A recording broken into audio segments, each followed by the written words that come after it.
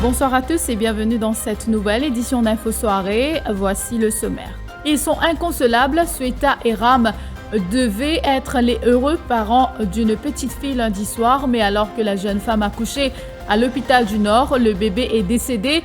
C'est en tout cas ce qu'affirme le couple qui crie à la négligence médicale. La direction de l'hôpital réagit et l'autopsie pratiquée attribue le décès à une asphyxie à la naissance. L'internaute Aruna Gangoo Singh reste en détention. La police a objecté à sa remise en liberté conditionnelle en cours de Maïbo ce mercredi. Cela après son arrestation pour breach of ICTA. Les limiers ont débarqué chez elle ce matin alors qu'elle était en live sur Facebook. Également à la une ce soir, Jean-Michel Giraud, président du MTC interrogé au CCID. Son interrogatoire fait suite à une déposition du bookmaker Mathieu Virin après son passage dans l'émission Au cœur de l'info sur Radio Plus le lundi 22 mars. L'abolition de toutes les taxes dans le secteur touristique, c'est ce que réclame l'association des professionnels du tourisme. Celle des hôtels de chambre réclame une aide financière pour les petits hôtels.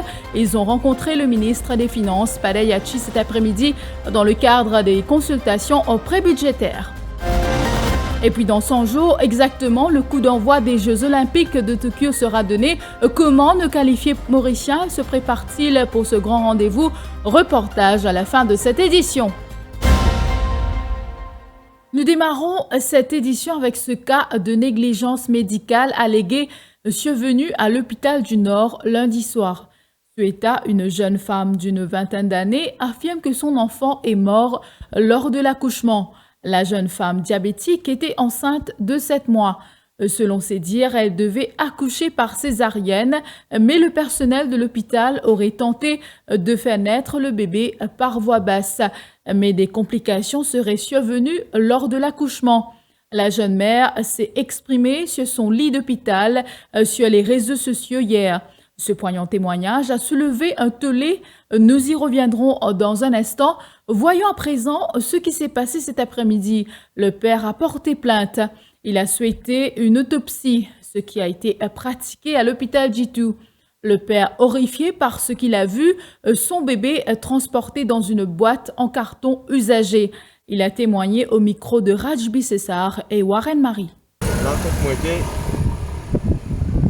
Comme si Jérôme coupe en pénalisation. Moi, je peux mon enfant dans une boîte qui vient de l'hôpital. Dans une boîte, comment dire, on peut sortir les petits dans une boîte qui permet l'hôpital. Pour faire l'autopsie. Mon enfant dans une boîte qui vient de l'hôpital. Je comprends qu'on gagne des parties, c'est vrai, M. Ramji? Oui. Sur la tête décapitée. Sur les grands têtes, un côté, sur les coins, un côté. En tant qu'un papa, moi, je connais mes premiers enfants qui, moi, je connais qui me douleur, je peux ressentir. Pour moi, je peux expliquer, je ne peux pas connaître, parce que ça même pas ça. Ça même traversé une phase comme ça, quand mes premiers enfants, quand je disais prendre dans les bras, je prends dans la boîte. La tête d'un côté, les coins d'un côté. Et ça, il n'est pas faisable, ça. Moi, je me demande si ce n'est pas pour moi, pour madame, pour mes enfants. Parce qu'il y a des enfants qui ne méritent un amour comme ça, sur les côtés, un côté, sur la tête d'un côté.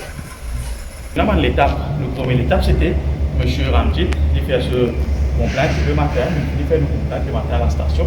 Maintenant, une étape importante, c'est à nos requêtes qui finit dans l'autopsie. L'autopsie, c'est une étape importante. M. Ramji fait une requête qui est dans l'autopsie, et heureusement, finit dans l'autopsie là. Et next step, c'est pour causer le là. Et aussi, M. Ram prend ce bébé-là, le dead body, pour décider que tu peux en faire la morgue, SSRN. Nous avons une coopération entre l'hôpital ici et SSRN, c'est capable de faciliter sa transition. Je espérais faire un appel à tout le personnel soignant pour prendre un petit peu de support, madame là, et pour que l'humanité qui est privée, pas de vengeance, pas de petit esprit. Et voyons comment toute cette affaire a éclaté. L'île Maurice et les internautes choqués par le récit de la mère sur son lit d'hôpital.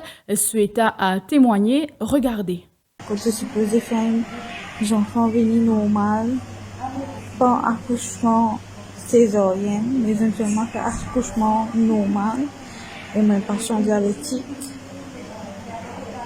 Après 45 minutes, les lasaignements qui nos enfants morts. Quand nos enfants sur les petits désirs finissent cassés, quand les autres périssent, pendant que je périsse sur les corps. Nous les en justice. Pas capable pour madame, en sa faille en Saint-Bernard. L'hôpital est non, il n'y a pas de l'hôpital, soit les pédis, soit échangé. Aide-moi. Nous besoin de la justice pour mon bébé fille. Nous besoin beaucoup de la justice. La Regional Health Director de l'hôpital du Nord, la doctoresse Gangadine, affirme qu'une enquête interne a été initiée. Elle intervenait dans l'émission Explique Ouka qui avait évoqué le dossier ce matin avec Priscilla Sadia et Zia Lissac. Au courant de cette caisse-là, nous finissons commencer une inquiry là-dedans. Nous pouvons faire une conclusion quand finit un rapport docteur et NEAS qui ne traite pas là. Mais à ce là pas capable de donner plus de détails parce que nous devons respecter confidentialité et patient. L'autopsie pratiquée a attribué le décès à une asphyxie à la naissance et au niveau de l'hôpital du Nord, une enquête est en cours. Pendant ce temps, la police enquête sur une autre affaire de mort-née à la Torkénique. Enceinte de 7 mois, une femme de 28 ans aurait fait une fausse couche à son domicile selon les premiers éléments de l'enquête. Le fœtus a été transporté à la morgue de l'hôpital Jitu aux fins d'autopsie. La jeune femme a été hospitalisée. La police attend son rétablissement pour qu'elle puisse consigner sa version des faits. Aruna Gangusing devra passer sa première nuit en détention.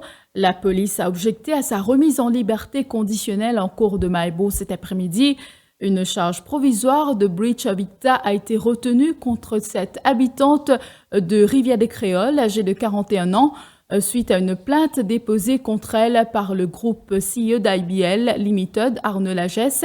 Ce dernier dénonce ses propos dans une vidéo qui circule sur les réseaux sociaux depuis quelques jours. En tant que citoyen mauricien, Arnaud Lagesse se dit choqué par son contenu qu'il estime irrespectueux et injurieux envers la population mauricienne.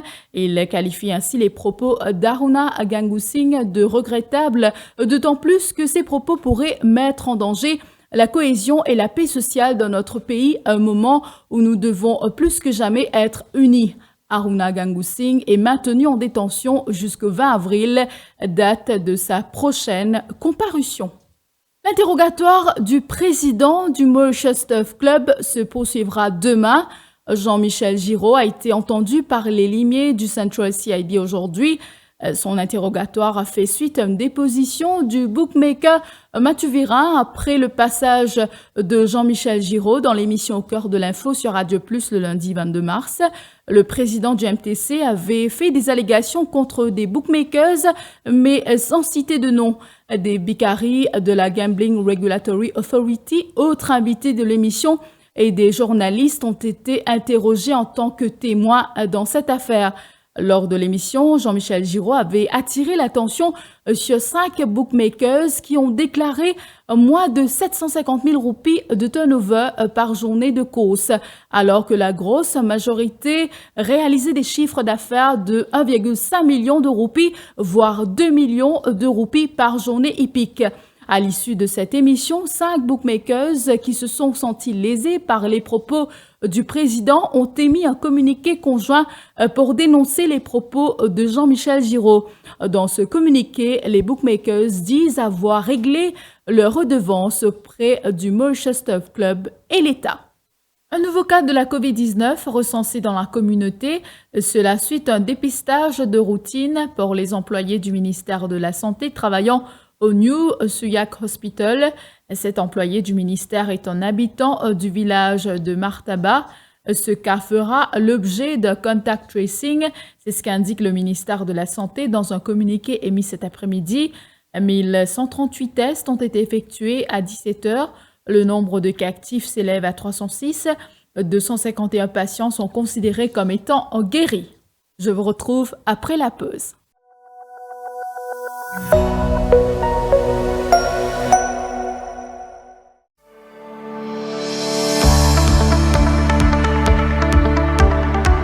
Bienvenue à Sika Clinique Tamarin. Située sur la côte ouest de l'île Maurice, Sika Clinique Tamarin regroupe 20 professionnels médicaux et paramédicaux qualifiés et dévoués dans diverses spécialités. Avec son engagement à apporter une expertise médicale dans la région avec l'ouverture de cette nouvelle clinique satellite. Notre établissement de santé pluridisciplinaire a pour vocation d'apporter des soins adaptés qui sont dispensés par nos médecins qualifiés, suivis d'un service de qualité. La clinique propose une panoplie de services tels que les consultations couvrant plusieurs spécialités médicaux, un service imagerie, radiologie et un service de laboratoire à travers sa marque Silab. Pour toute urgence, veuillez contacter notre service d'urgence sur le 118. Nous sommes ouverts 7 jours sur 7 de 8h à 20h. Soutenue par 2 principaux hôpitaux de santé privés de l'île Maurice, la clinique Darney et Welkin Hospital, Sika Mauritius Limited réitère son engagement à fournir les meilleures solutions de santé à la population et étend ainsi ses services dans la région ouest du pays. Sika Clinique Tamarin, plus proche de vous pour mieux vous servir.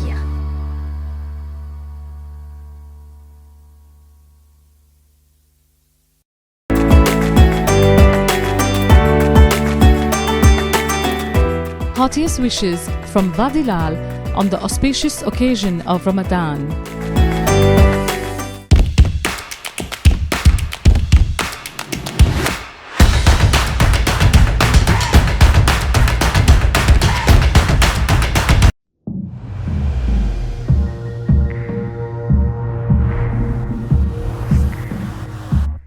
First time I saw you, you blew my mind.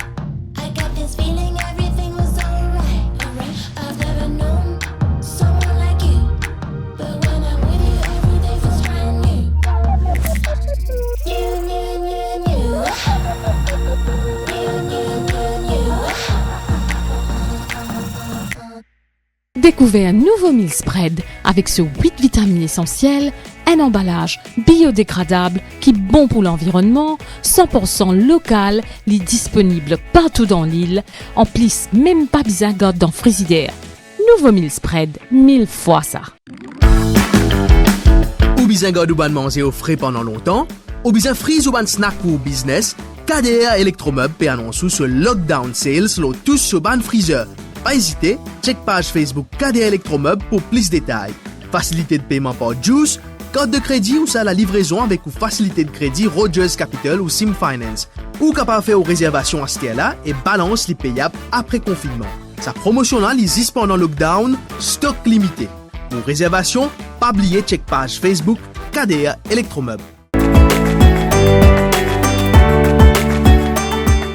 Moaz ab सबको रमजान मुबारक की नेक ख्वाहिशात पेश करते हैं.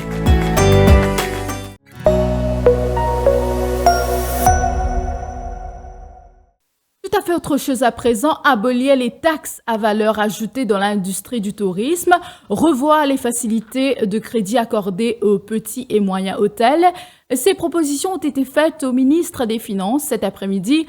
Les consultations prébudgétaires se sont poursuivies. Rangaradan Padayachi a rencontré les opérateurs du secteur touristique. Cette industrie est en berne depuis environ 15 mois à cause de la pandémie liée à la COVID-19 et l'aide de l'État est souhaitée pour redonner vie au tourisme mauricien et préparer la réouverture prochaine des frontières. Les détails avec Élodie Demeune.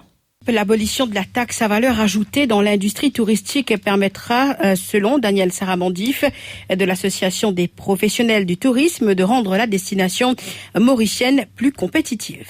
Pour faire tourisme une Maurice, nous sommes capables vraiment revoir le prix, un prix vraiment compétitif pour rebooster le tourisme aussitôt qu'il ouvre la frontière. Tout ce qui concerne la TVA dans le tourisme, nous demandons enlève-les au moins un moratoire au moins 6 mois et à monter. Comme ça, nous sommes capables de bénéficier, tout le touristes pour bénéficier de ça, pour capables de redynamiser les stratégies de marketing. Offrir aux petits et moyens hôtels les mêmes facilités mises à la disposition des grandes sociétés engagées dans le tourisme, plaidoyer de Bissoun Mengrou, président de l'association des hôtels de charme.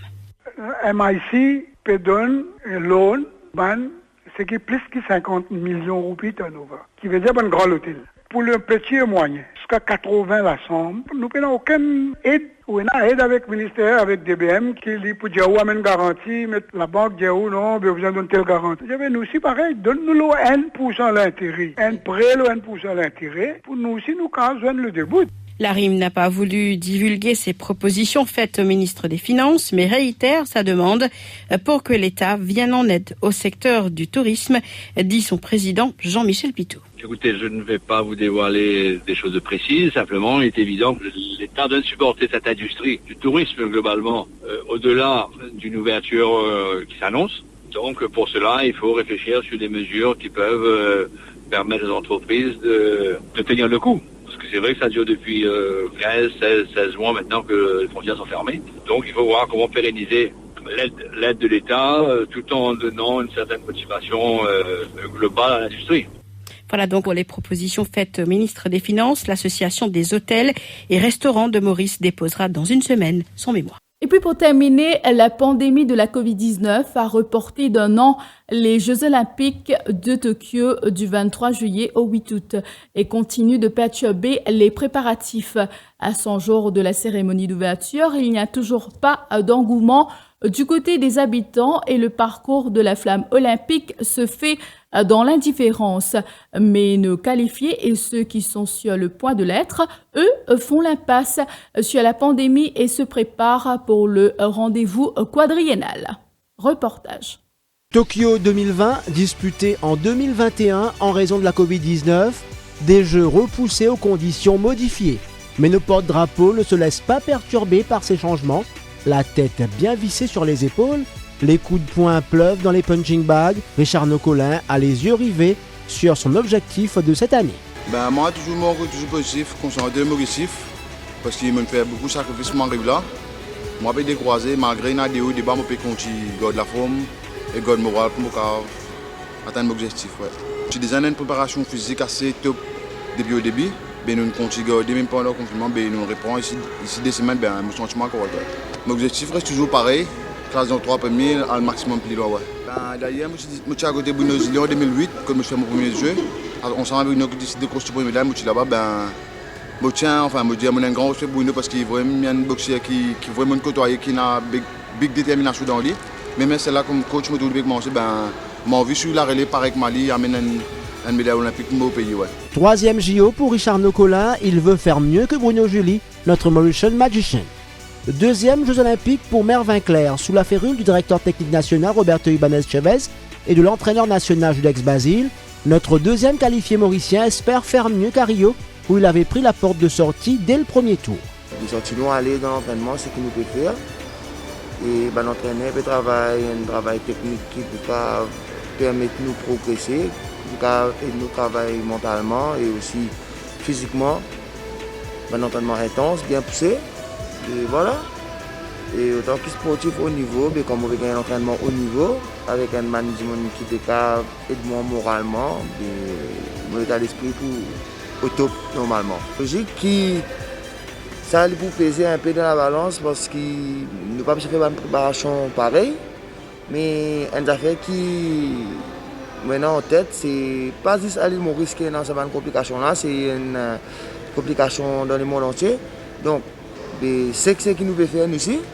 Bon, chacun entraîne sa façon, chacun prépare sa manière. Et carré le jour J, nous connaissons ring carré. Là, nous avons un adversaire avec l'arbitre. Et voilà, la boxe pour rester la boxe. Nous devons appliquer dans une manière qui nous besoin. D'autres sportifs, en l'occurrence le badiste Julien Paul, la judoka Priscilla Moran, l'escrimeur Satya Gunput et le marcheur Jérôme Caprice, sont en bonne posture pour décrocher leur qualification pour le rendez-vous japonais. Et il y a une qui y croit dur comme fer, l'haltérophile Royla Ranaevoswa. Elle attend impatiemment le mois de mai pour participer à Madagascar, les championnats d'Afrique, afin de valider son ticket. 99,9% sur la route des qualifiés pour les Jeux Olympiques. Mon dernière étape, c'est les championnats d'Afrique le mois de mai, qui fait 99,9%. Parce que tant que sa dernière compétition qualificative n'a pas fini, je n'ai pas acquis mon point, je ne peux pas dire 100%. Parce que mon adversaire aussi peut entraîner, mon adversaire aussi peut donner des efforts. Et pour rester pour eux, nous tous, puis envie de défendre la couleur du pays, défendre le drapeau de notre pays.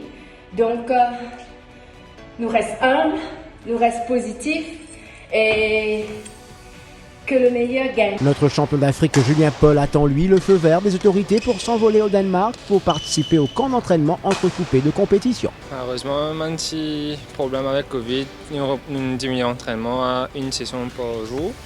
Mais c'est le tiers maximum dans 2 semaines d'entraînement là. Mais l'état d'esprit c'est toujours être à 100% pour les Jeux Olympiques. Justement, par rapport à la préparation, là, je sais que tu as pu reprendre les entraînements, mais tu as aussi l'ambition de partir à l'étranger. Où en est-il? J'ai fait ma demande la semaine dernière pour un stage au Danemark de 2 mois et demi jusqu'aux Jeux Olympiques. Et je suis toujours en attente d'une réponse du ministère parce qu'il y a les échanges avec Maurice Danemark, surtout pour l'immigration, avec la frontière fermée au Danemark. Mais j'attends toujours une bonne réponse et j'espère que j'aurai une réponse cette semaine-ci pour pouvoir bouger. J'ai mis mon nom pour 4 compétitions au mois de mai-juin. Il y a 1 en Espagne et 3 en Asie, l'Inde, Malaisie et Singapour. Et là, j'attends que la liste finale soit dévoilée pour savoir si j'intègre la compétition ou pas.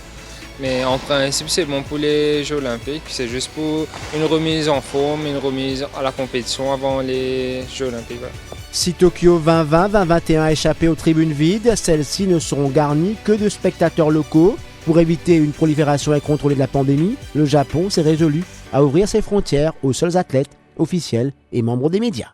Voilà, c'est la fin de cette édition d'Info Soirée. Merci à tous de l'avoir suivi et bonne soirée.